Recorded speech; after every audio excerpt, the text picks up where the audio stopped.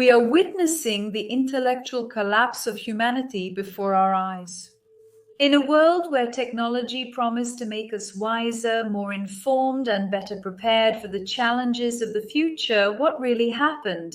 We have become more stupid, more distracted, more incapable of sustaining complex thought. Not to mention the weird things we see out there every day, right? What happened to us? Well, just look around you. We have egocentric rulers, thirsty for power, who parade on global stages while destroying everything around them, leaving a trail of innocent victims. And us? Where do we fit into this whole story?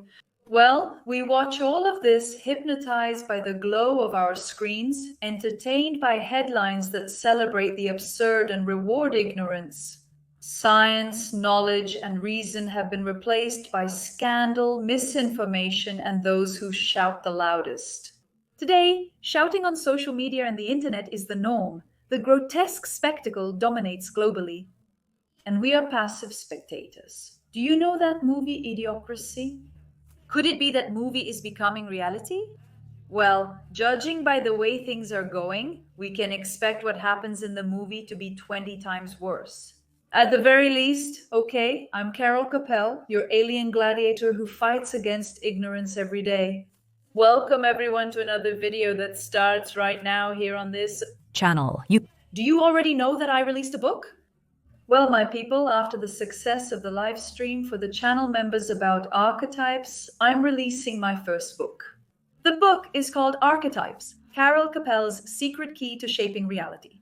And this book here is what you, channel members, asked me for during the live, the complete archetypes manual. In other words, how to use them to create whatever reality you want in your life. Inside, there's a complete explanation about archetypes. In this book, I talk a lot about it, about powerful archetypes, used by the most powerful countries globally. I frequently mention Hollywood here, and it's available on Amazon in paperback in Brazil, the United States, Portugal, Poland, Spain, Japan, essentially in every country with Amazon. The link for purchase is in the description below. If you don't want to click the link, you can just search for my name in the Amazon search bar and you'll find the book. We also have a Spanish version for everyone who follows me from Chile, Argentina, Uruguay, Paraguay, Spain, Mexico. There are a lot of people who speak Spanish and follow me, so you can read my book in Spanish too. It's also available on Amazon, and the link is down below in the description.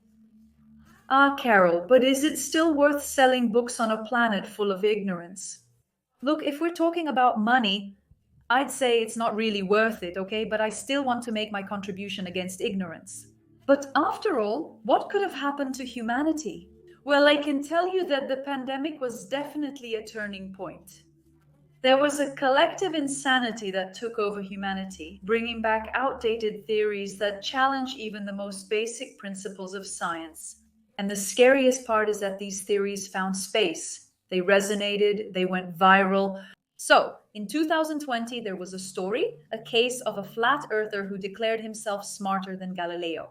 And what should happen when a guy says something like that? This guy should be ignored? Should he be ridiculed? But no, my people, this guy was given an absurd platform to spread his delusional ideas. And this is our new normal, because the more absurd the statement, the greater the reach, the greater the impact. Reasoning is too heavy a burden to carry in a world that rewards simplicity of ideas and ignorance. But the issue goes far beyond what we see on social media. The real problem is what's happening inside our minds. Because what happens on the outside is just an externalization of what's happening on deeper levels. We are becoming unable to think deeply. Because concentration is a fundamental pillar for any kind of learning. And this, my people, is in. And we've also lost the ability to focus, to reason on our own. Today we switch between 1,000 stimuli at the same time. So there's the phone vibrating, music playing, the feed scrolling endlessly, and we live in a multitasking illusion. And this illusion actually shows us that we are becoming unable to perform any single task with excellence. In other words, we do many things, but we don't do absolutely anything with excellence.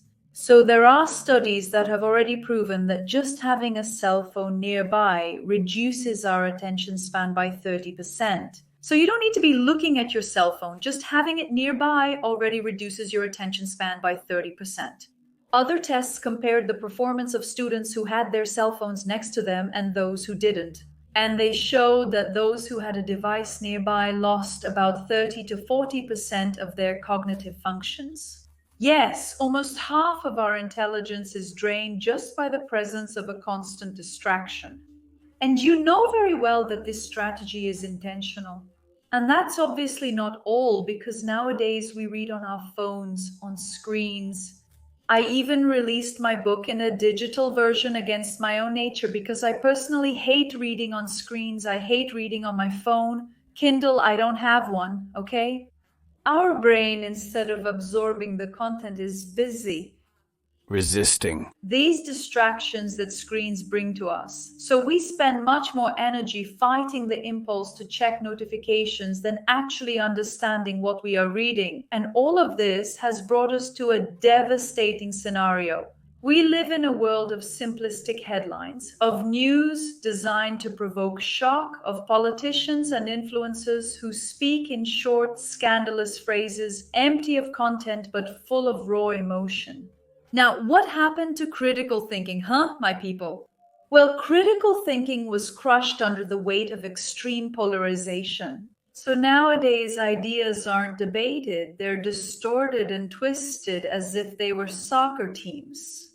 We have sides for ideas, and the less we think for ourselves, the more we become a tool for those who control this game. And the worst is yet to come here in this video. You must be thinking, wow, Carol is so catastrophic. Or maybe you don't even know the meaning of the word catastrophic.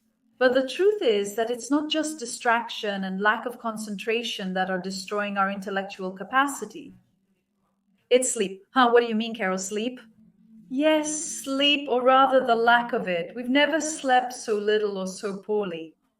And what happens when we don't rest? Our brain can't process memories. It can't get rid of the waste accumulated throughout the day. This makes us more vulnerable, more irritable, and easier to manipulate. And of course, more susceptible to believing convenient lies and easy solutions. Because after all, we want easy solutions for complex problems. This is part of everything we're experiencing. When, for example, you inject a weight loss pen into your belly instead of losing weight naturally, you're looking for an easy solution for a problem. Complex problem. This doesn't just reflect your inability to lose weight, because in fact, there are some people who need these slimming pens because they have a certain illness. This doesn't just reflect your inability to lose weight, it also reflects your lack of neuroplasticity. And behind this cognitive collapse, there's a game that I would say is dangerous, cruel, and extremely well planned. Collective distraction isn't just an accident, it's a strategy, okay? It's the power that doesn't want thinking citizens, critical citizens, attentive citizens. It wants easily manipulated masses. And what's the best way to control a people? The best way to control a people is to give them fictitious enemies. So, to create artificial battles. Keep these people at war with themselves while the real problems go unnoticed. What we're watching right now is exactly what I'm describing to you. A completely divided society where any attempt at independent thought is immediately crushed by the weight of polarization. Of course, this isn't new, okay? Because the Greek philosopher Alcibiades already knew about this tactic. When his popularity was at risk, he cut off his own dog's tail. The whole city became obsessed with the fate of this dog and forgot what was behind all of it. The political scandals that were behind it. And what we see today, my people, I don't know, 2,000 years after this happened, is exactly the same thing. We get distracted by controversies, by empty debates, by meaningless rivalries, while the decisions that shape our future are made without us noticing. But is there a way out, Carol? Is there hope? The answer lies in recovering what was stolen from us. In other words, to recover our attention, to recover our ability to think deeply, But I, Carol Capel, from the point of view of neuroscience as a student of human behavior, I don't see a way out. But what about you, watching me now? Do you see a way out of this crossroads humanity has gotten into?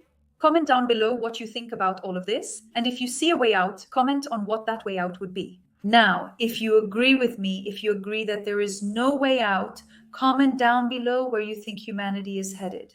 Do you think it's going to be like the movie Idiocracy? Do you think it's going to be 20 times worse than the movie Idiocracy?